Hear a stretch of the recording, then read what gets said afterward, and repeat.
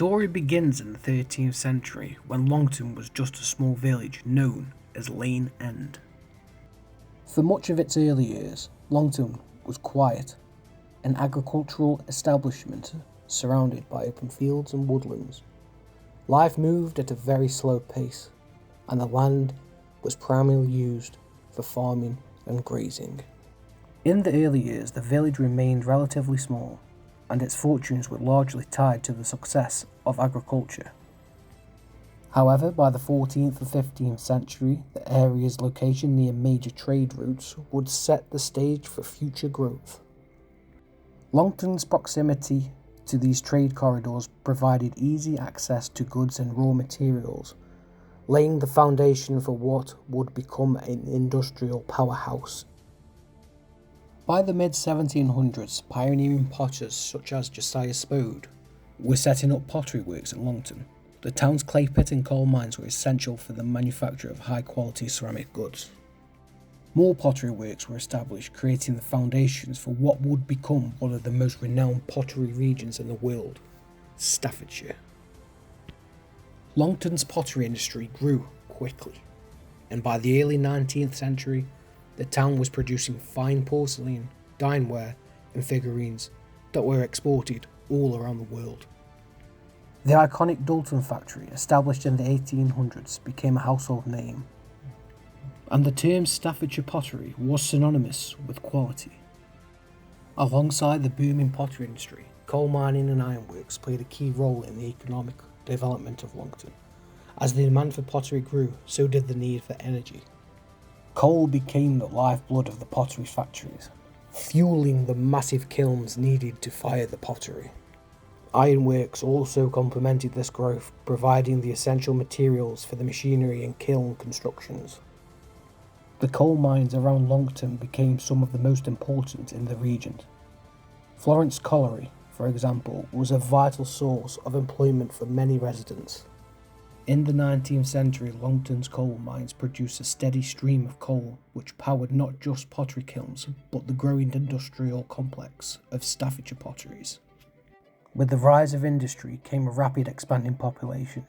By the 19th century, Longton's population had swelled to the tens of thousands, and the need for social infrastructure grew. Schools, churches, and other public institutions began to appear, ensuring that Longton's industrial boom didn't come at the cost of its community. Places of worship like the St. James the Less Church, built in 1833, became integral to the town's fabric.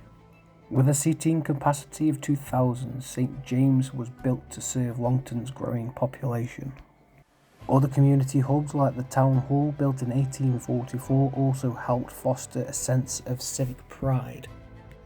But despite this progress, it was clear that Longton was a town marked by sharp social divisions. While the wealthy factory owners lived in elegant homes, the working class lived in cramped and often squalid conditions. St. James's Church is one of Longton's agricultural jewels. Built between 1833 and 1834 at the small cost of £10,000. It stands as a testament to the town's rapid expansion during the Industrial Revolution. Designed in the Gothic rival style, the church was a beacon for Longton's growing working class population, offering a sense of solace amid the muck and grime of the industrial life.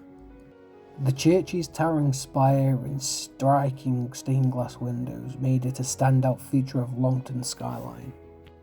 Inside, the church's grand design reflected an aspirations of a community that was beginning to outgrow its small village roots. But despite this, St. James's was a reflection of Longton's complexity, a place where faith, industry, and social class coexisted in a delicate balance. Today, St. James remains an active parish church, continuing to serve as a spiritual home for the people of Longton, while its striking architecture remains a symbol of the town's history. Longton's history is not without its darker chapters. St. John's Church, built in 1762, stands as a testament to the town's spiritual life, but it also is the site of a haunting discovery. In 1979, when the church was demolished to make way for new development, workers unearthed a number of graves. Among them were remains belonging to the plague victims from the 17th century. The discovery of these mass graves were both tragic and mysterious. It suggested that St. John's had been used as a burial site during one of the many outbreaks of plague that have ravaged England. To prevent the spread of the disease, bodies were hastily buried in mass graves. The excavation team recognised the potential health risks and had to wear biohazard suits to protect themselves.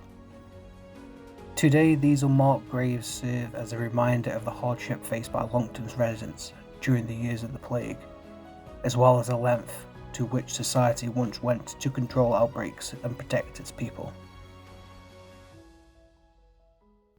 Another fascinating chapter in Longton's history is that of Island House, also known as Moat, or the Moat House. Built in the early 1800s, Island House was a stunning property situated on an island surrounded by a large reservoir. The house was initially owned by John Carey, a successful potter, and it became one of the most picturesque estates in the region. Today, Longton stands as a fascinating blend of its industrial past and the modern world, from its growth as a pottery hub to its role in the Industrial Revolution. The town's history is a testament to the resilience of its people and the enduring legacy of its industrial heritage. While a lot has changed, Longton's roots in industry, community, and innovation remains firmly planted in its past. As we look to the future, the history of Longton reminds us of hard work, ingenuity, and spirit that shape not just the town, but the world beyond it.